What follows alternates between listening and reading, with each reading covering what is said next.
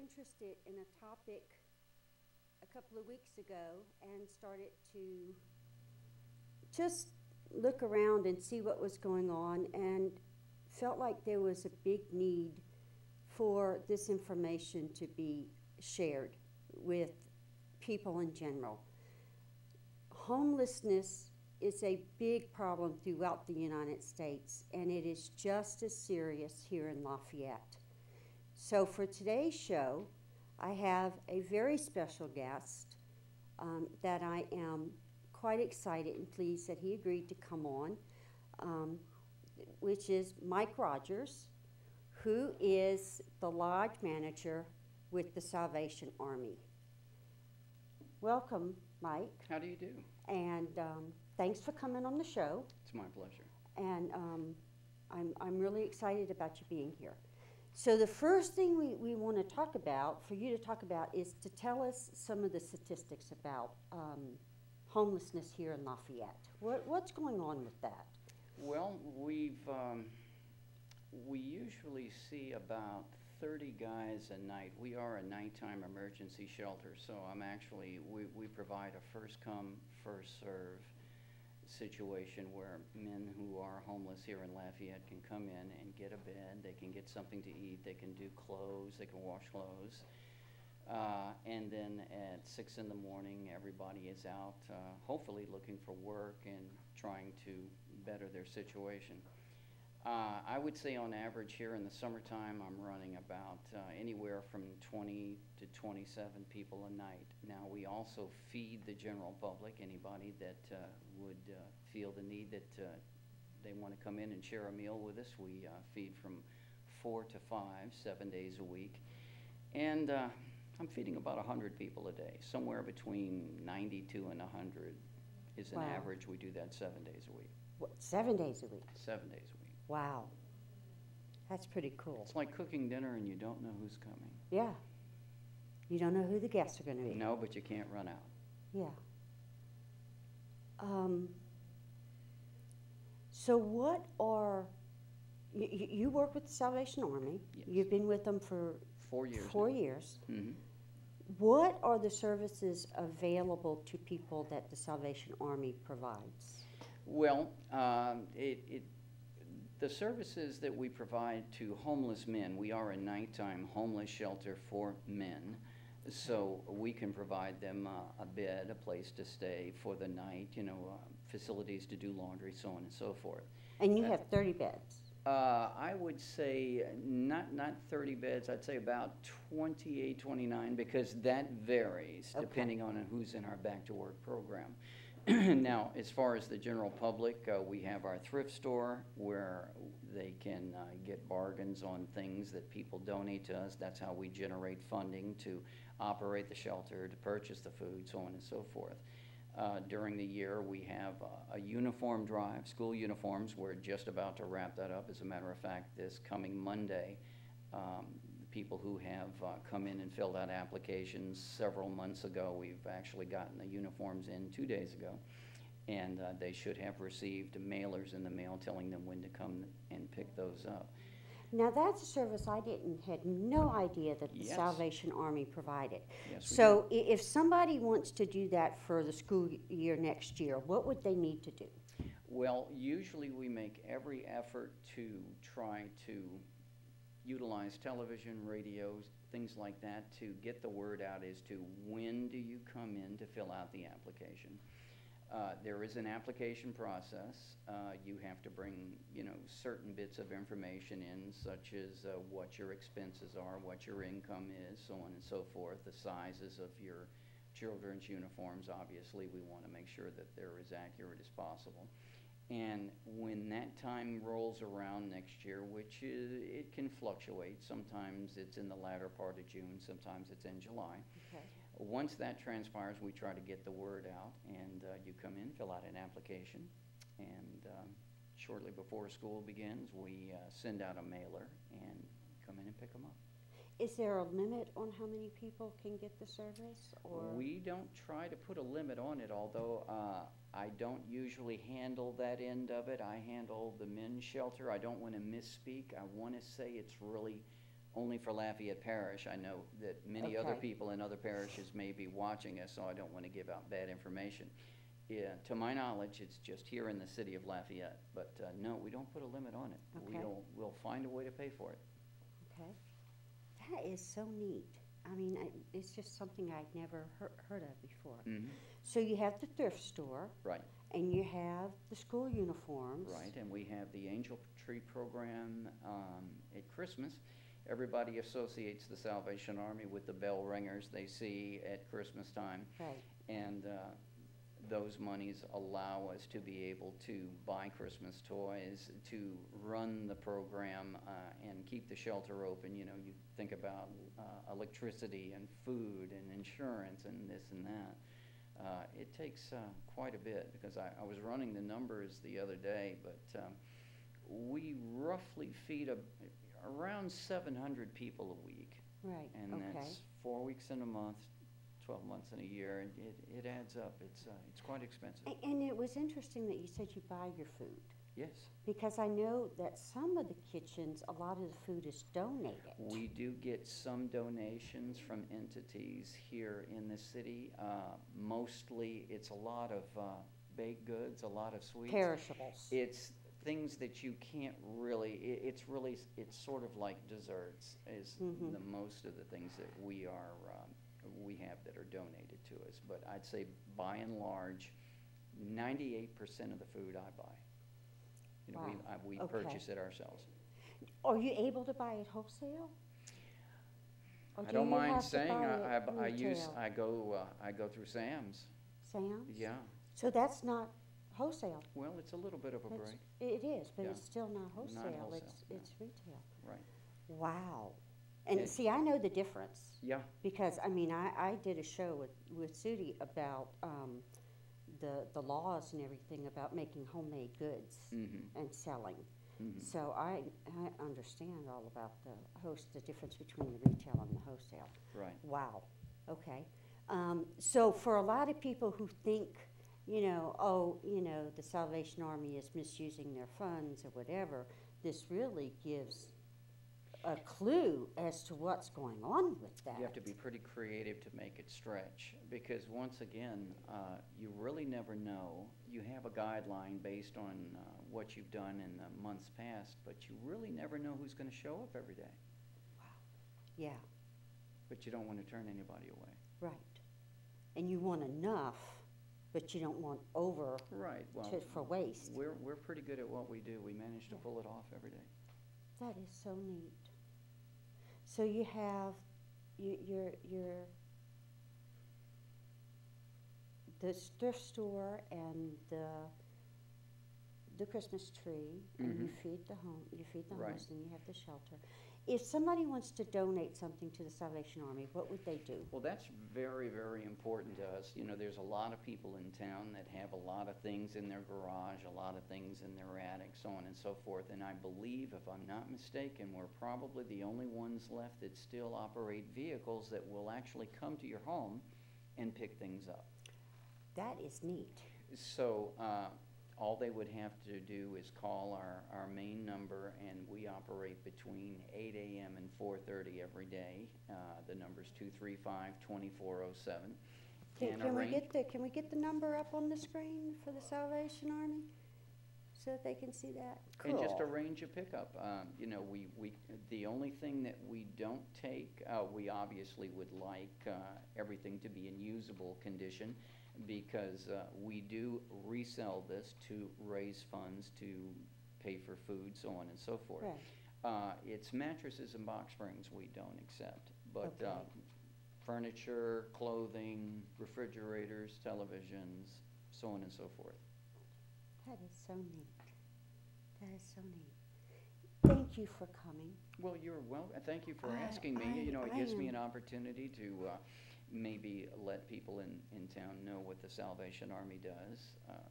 It does provide a service, because there's a lot of people that have unwanted goods around their home, and Right. the phone rings constantly for that. Our thrift store is sort of operated as a separate entity. And then the men's homeless shelter, there's only really 2 men's homeless shelters in In Lafayette, Lafayette. St. Joseph's Men's Shelter and ourselves. Right. So we're sort of partners. We go to the same meetings. We know each other and work very closely. And hopefully we make it possible so that no one has to spend the night on the street. Right. I know you have to go. Mm. I know you Duty have calls. to get back to your duties. And so we're going to let you slip out. I thank you so And, much for having me. Thank you so much. Maybe we can do this again and talk about some other stuff. I'd be honored. That would be wonderful. Thanks for having That me. would be wonderful. That was Mike Rogers from the Salvation Army, who is the lodge manager with the Salvation Army. We have another guest who has been very patiently sitting here next to me, waiting for Mike to get done because Mike had to leave. This is Floyd Charles III, who is originally from Opelousas, but has found himself here in Lafayette. He has been homeless since 2005. And he agreed to come on and talk to us about what it's like to be out there, what it's like to be homeless. So, thank you. I'm going to turn towards you a little bit now. Yes, ma'am. So that I can see you. Thank you for coming. Appreciate you for having me on the show. I'm so excited you agreed to come on. Yes, ma'am. One of the things that I got from being out there and talking to you guys is that you're a very intelligent group of people out there. Appreciate it. Thank you. Yeah, well, you guys are. I mean, everybody was very articulate and well able to express. They have heads on their shoulders. Mm. Yeah, Yes, ma'am. how they feel and everything. So, I'm grateful that you came on. Thank you very much. So tell us what it's like out there. What is it like to be homeless? Well, it's a lot of worries for the most part. If you have nothing to do for the day, if you have nowhere to go, it's a battle of a constant struggle to wonder what's the next step. Okay. During the summer it's hot. Right. During the winter it's cold. Right. So it's really no balance in between those times. For me, since 2005, I've actually been on the streets here and there. Okay, and I do try to get around for the day to be productive, also doing job applications and things like that. But it is no winning battle to be homeless. It's a constant worry, and it's something that we would like to try to get help with, if there's possible, with government funding, some programs. Mm-hmm. Also, like Mr. Mike Rogers was saying, sometimes there's so many people that try to get into the Salvation Army that they have to stop at their numbers because fire marshal regulations, you only can have so many amount of people in the building. Right. At St. Joseph's Men's Shelter, at 7:30 a.m. every morning, you have to have a state ID or a driver's license to try to get in at the shelter. And there's only X amount of beds for the normal populations, and then there's veteran populations to try to get in, okay? There's what other? Veteran populations Okay. to try to get in. There's one side of the building that's made for veterans, and then the rest of the buildings, if you're a regular population, you can try to get in with the bunk.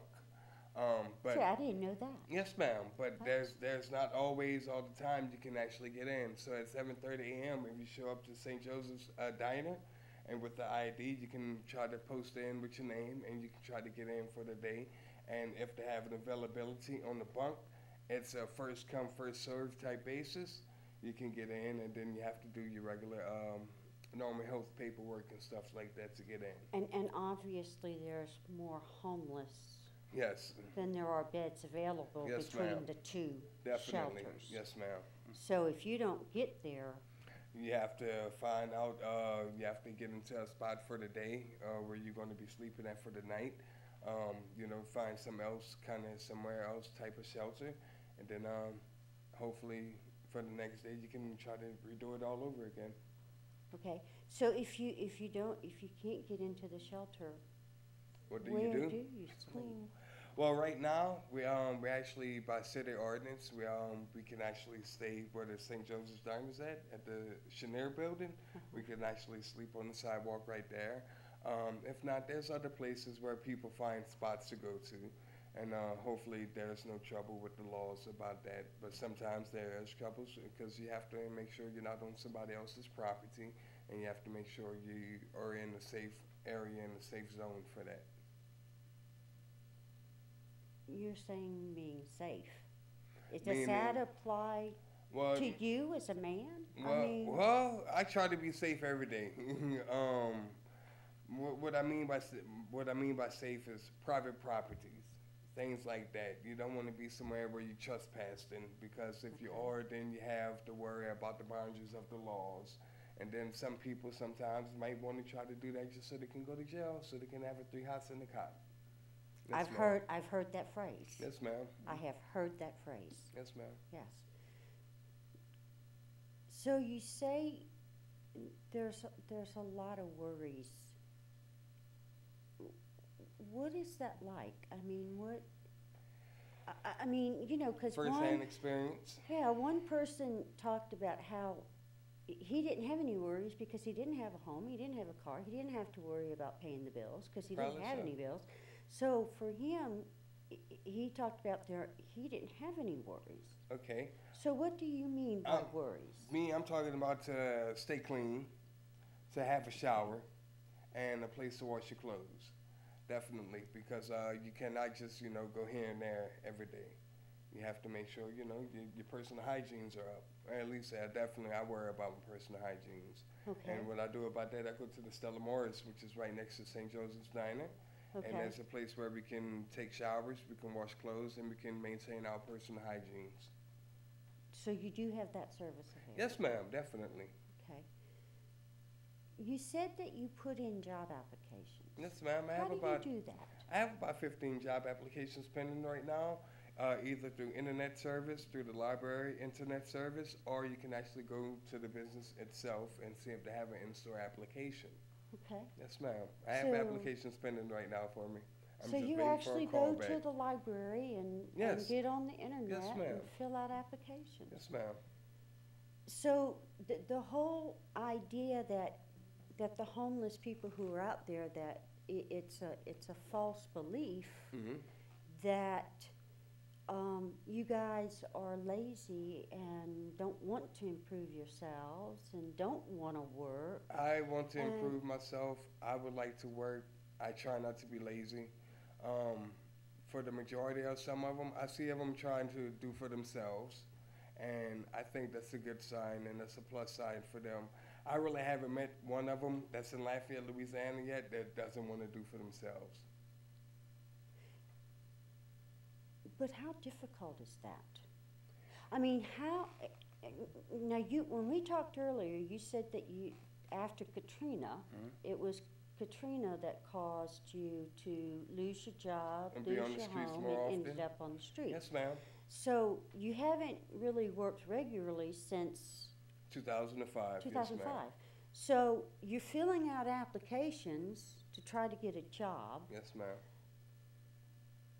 but you haven't worked regularly Understood. since 2005. How likely is it somebody's going to hire you with no work history or consistent work history? Well, whenever I bring forth myself to the manager or the general manager of the business, I try to sell myself to them like that. I try to let them know that I'm here to be your worker, and I try to give 100% of my efforts to them so they can, hey, well, that might be a nice person, then I might want them to work, so on and so forth. But you can never tell what the general manager or the manager's doing for the business, and you can never know what kind of situation that they're going through or what type of work that they're looking for. So it's a 50-50 situation out there. So it's pretty difficult. A little bit, yes, ma'am. It's no jokes. So once you're out there, Mhm. it's very difficult to get back. To get back in, yes, ma'am. It It's is. very difficult to get back. How does that feel? I mean, what emotions do you deal with? My Every emotions are, day. hello, how you doing every day? Because I love to enjoy life every day, ma'am. I wouldn't want nothing any way else, and that's my type of attitude that I have towards life. I come out here to meet you and see how you doing for the day. Hello, how you doing? Yes, ma'am. No, ma'am. Yes, sir. No, sir. Mm-hmm. Yes, ma'am.